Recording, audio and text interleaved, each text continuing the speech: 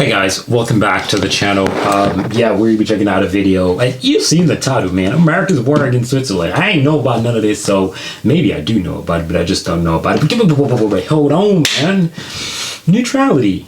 How? War? Neutrality. How? How come? How come? What's going on? You know what? I was never a fan of history, but during the process of learning of other countries, you know what's going to happen? History. And you know what I do? I lock right in and I get to learning and I get to listening about history about another damn country, because I don't really like history because it's too much. You know, I don't like people dying. I'm not some weirdo fantasizing over death. Besides, that's not the point of history. I know. However, that was one of the main reasons why I just, you know what I'm saying, I push history to the side, because I just never liked hearing about the traumas of history. But anyways, yeah, we're going to be doing that today. So I hope that this is not extremely bad, because I know about Switzerland's neutrality. So I don't know how there's going to be a war between America's war against Switzerland. This sounds like America doing some dirty stuff, though. They don't sound like Switzerland. Oh, God. Apologies in advance. Anyways, guys, thank you for watching this video. Any recommendations, leave those in the comment section down below. We'll probably click that link in the pinned comment section. You can recommend videos and I'll check them out as soon as possible. Without further ado, man, let's get right into this video.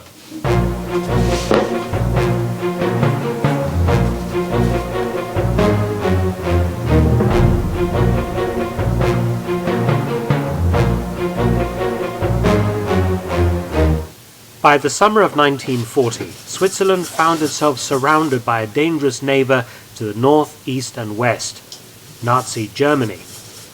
The south wasn't any better, Switzerland bordering fascist Italy, Germany's ally. And the French? As the war progressed, Switzerland became both a place of refuge for escaping Allied POWs on the run from camps in Germany and Italy, and also a safe place to land stricken bombers that couldn't make it back to Allied airfields.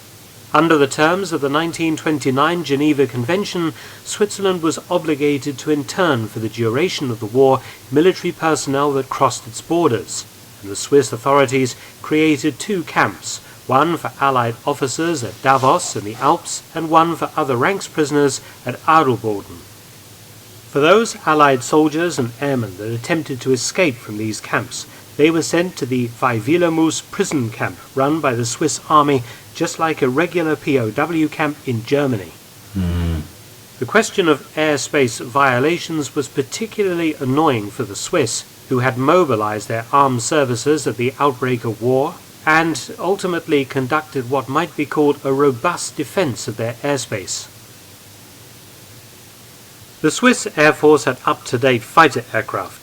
From Germany, they had purchased Messerschmitt Bf 109s, and before France was occupied, had an agreement to license-build Morane-Saulnier D-3800 fighters. A modernization program in the late 1930s ensured that the Swiss Air Force, though small, was well-trained, well-equipped, and even had its own aircraft industry. Aircraft were even based in caverns to protect against air attack, and an integrated air raid warning service backed up the Air Force and civil defense.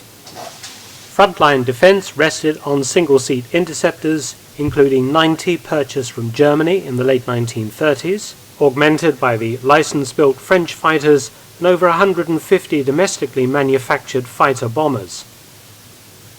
In 1940, during the Battle of France, Swiss Air Force fighters had shot down 11 German aircraft for the loss of 3 of their own as they attempted to deter Luftwaffe overflights. The Germans responded by threatening Switzerland as usual, protecting their spot. I respect it. You gotta do what you gotta do. You know, like, I'm all for protection. You know what I mean? I'm all for protection. I hate offense unless we're talking about sports. But defending what's yours is important, in my humble opinion. It's very important. That's the only way you're gonna have it. Sanctions, perhaps even invasion, and the Swiss stopped intercepting German aircraft. However, the mass Allied bombing campaign against Germany led to fresh attempts to deter particularly US overflights of Swiss territory. Some American and British bombers used Swiss airspace as a relative safe zone during transit to and from targets in Germany. And in 1943, the Swiss Air Force was sent up to shoot them down in an undeclared war. The first successes were 2 RAF bombers downed on the night of the 12th to 13th of July 1943 by Swiss anti-aircraft batteries over Valais in the southwestern part of the country. American bombers came in larger numbers, targeting Bavaria and Austria in daylight raids. A US B-24 Liberator was downed by Swiss Messerschmitt 109s on the 1st of October 1943 near Bad Ragaz. Only 3 Americans survived the encounter. During 1943, Swiss fighters downed 6 Allied bombers, with 4 more brought down by anti-aircraft guns, killing... Allied? He says wait, hold on. Wait. Hold on, wait. Am I hearing bullshit? Isn't your ally your homes? Like, you rock with them? That's your homie, right? So, he just said... What? Hold on. Wait, what?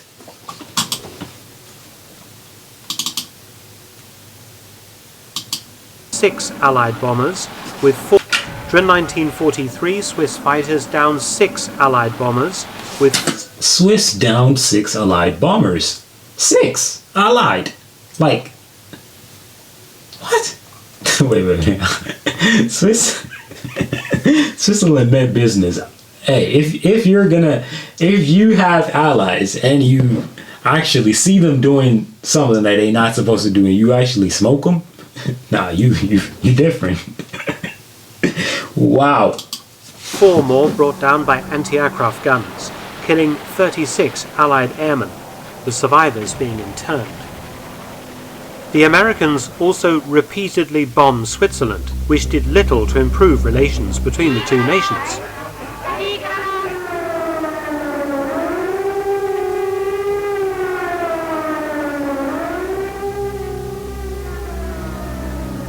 These bombings were supposed cases of mistaken identity, but some historians have maintained that Switzerland's cosy relationship with the Nazis, in particular the behavior of Swiss banks and the passage of German troop trains and trains carrying industrial supplies through the supposedly neutral territory, may have played a part in sending a warning to the Swiss government.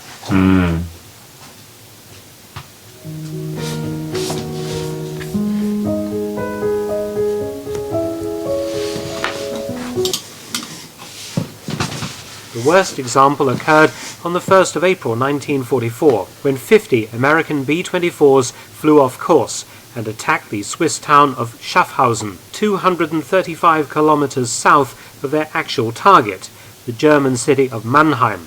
The B-24s deposited 60 tons of bombs on Schaffhausen, killing 40 Swiss, injuring 270, and destroying a fair amount of the town.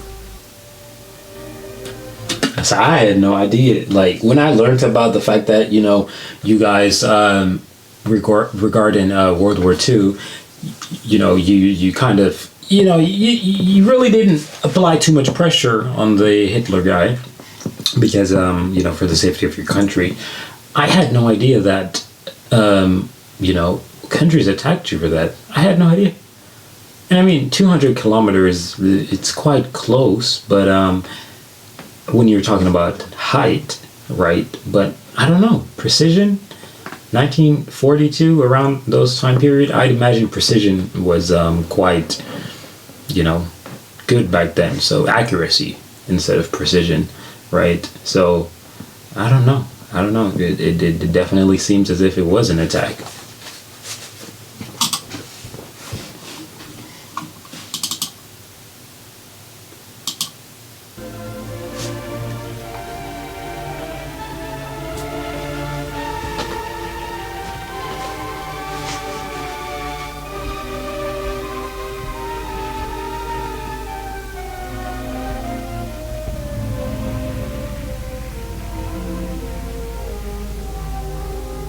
An Allied investigation found that bad weather and a much higher than normal wind speed had confused the American navigators, leading to the tragedy, for which the US government paid the Swiss $4 million by way of an apology. Oh, okay, so we good then. Relations between the US and Switzerland remained strained, as evidenced by a full-blown air battle that took place a few months later. Another aerial incident with the Germans occurred on the night of the 28th to 29th of April 1944, when a German Messerschmitt Bf 110 G4 night fighter pursued a British Lancaster bomber into Swiss airspace. The German suffered engine trouble and was forced to land at the Swiss air base at Dübendorf and was interned. The aircraft was very sensitive as it mounted the latest Liechtenstein radar and Schrägermusik gun installation. The Luftwaffe feared the Swiss would use the aircraft themselves, but a secret deal was struck and the Me-110 was burned under German supervision in return for 12 brand new Messerschmitt Bf 109 G6 Gustav fighters.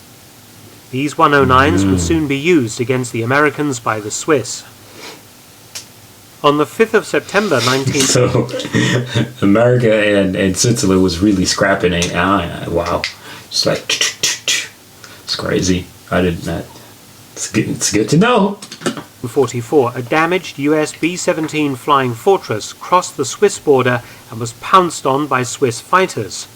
The B-17 had an escort of US P-51 Mustangs, and in the ensuing dogfight, the P-51s shot down one Swiss Messerschmitt 109, killing its pilot, and damaged another. Further bombings took place in 1945. On the 22nd of February, US aircraft hit 13 different towns across Switzerland, killing 21 people. All supposedly accidents.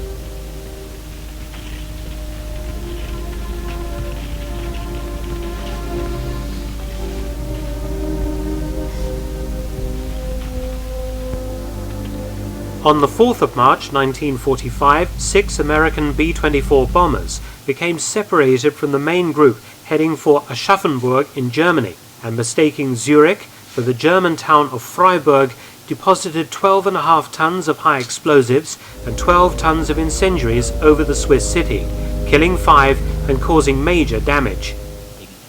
Incredibly, while this group of B-24s was bombing Zurich, more lost American bombers hit the Swiss city of Basel with 12.5 tons of high explosives and 5 tons of incendiaries. The undeclared hostilities between the United States and Switzerland cost the Americans dearly financially. In October 1949, the US government paid the Swiss $14.4 million in reparations. Today, some $209 million. The Swiss had also accumulated a lot... Shit. I was saying that's not enough, but damn. 209 in, the current state that we're in? 209 is a lot. Shit. It's a lot, but it's not a lot for life, obviously, but it's a lot. Large collection of US bombers. In this clip, we see Swiss MS-3800 fighters force a damaged American B-24 Liberator to land. This B-24 was one of many foreign aircraft that made emergency landings in Switzerland after sustaining battle damage from German flak or fighters, or suffering mechanical problems. They would be escorted all the way to the ground by Swiss fighters, and the crews taken into custody and sent to one of the internment camps for the duration. The Swiss collection point was very crowded by the end of the war. After the war, the B-24s and B-17s were repaired by US servicemen and flown out. In total, 198 non-Swiss aircraft had landed there during the war, plus another 56 that had crashed. Thanks for watching. Please subscribe and share.